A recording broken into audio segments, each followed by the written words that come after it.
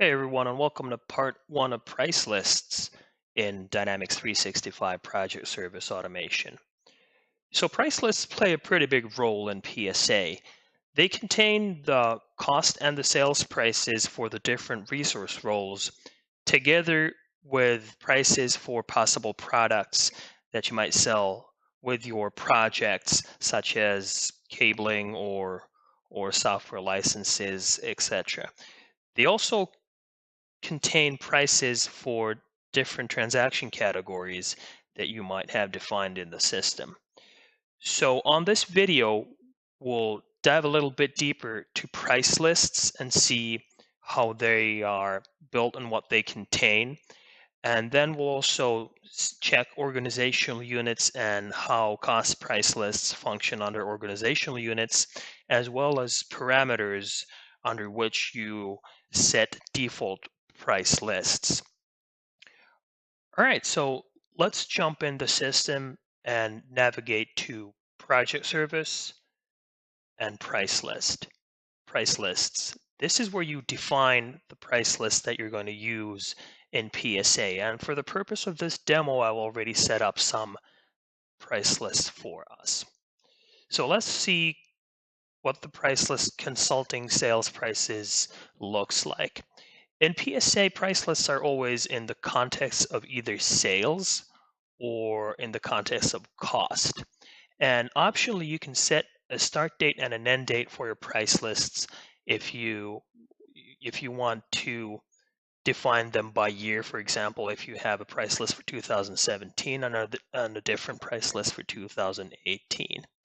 And in PSA, the time unit for for price lists that contain role prices is also always by default an hour.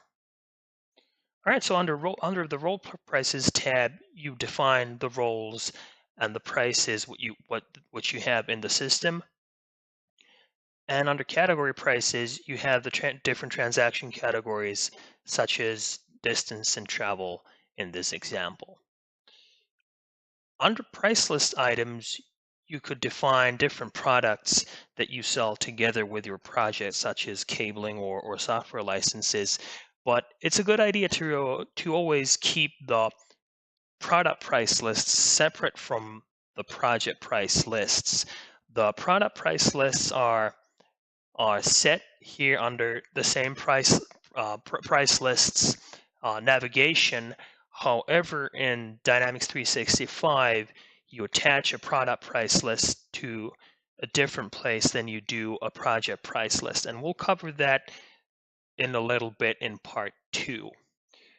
At the very bottom, you have territory relationships. So if you have different sales territories, you could attach your different price lists to your different territories. All right, so let's see organizational units next and how price lists are defined under organizational units. So under organizational units, you have your cost price list set.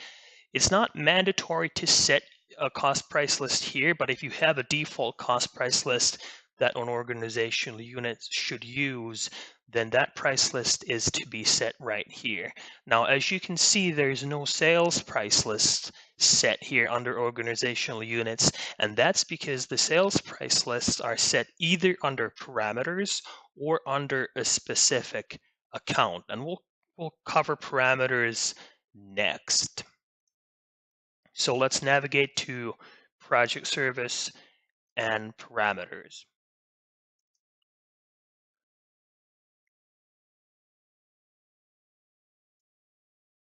Now, as you can see, we have both a sales price list and a cost price list set under parameters.